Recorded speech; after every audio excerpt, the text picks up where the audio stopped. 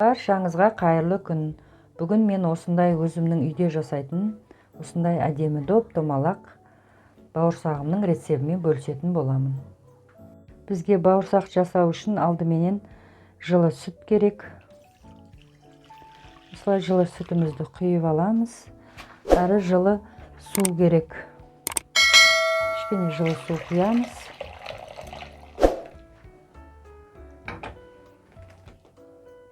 Так, аздап қант саламыз. Тұз, қант бәрін бірге саламыз. Бізге сұйық май керек. Майонез.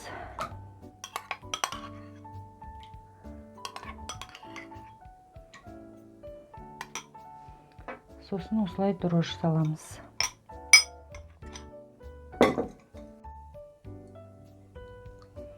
Ұнымызды електен өткен ұнымызды салып, осылай илеп аламыз. Қатты емес, жұмсақтау қылып.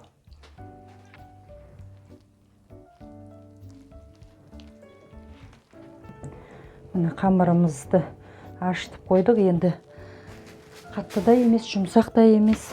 Енді осыны жарты сағатқа орап қойып қоямыз жылы жерге.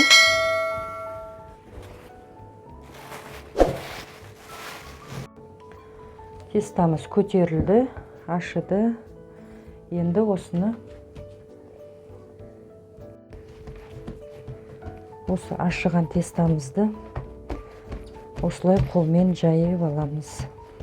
Оқтаймен жайып алсаңыздар да болады. Мен осылай қолмен жайып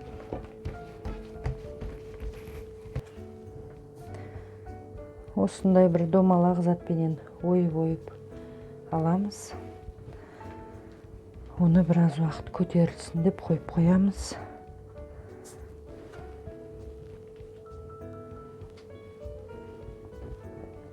Әдемі болып көтерілу керек тағы да. Осы формаменен кесіп алған бауырсағымызды 20 минутқа бетін жауып қойып қоямыз. Осылай жай отқа қызған майымызға бауырсағымызды салып аламыз.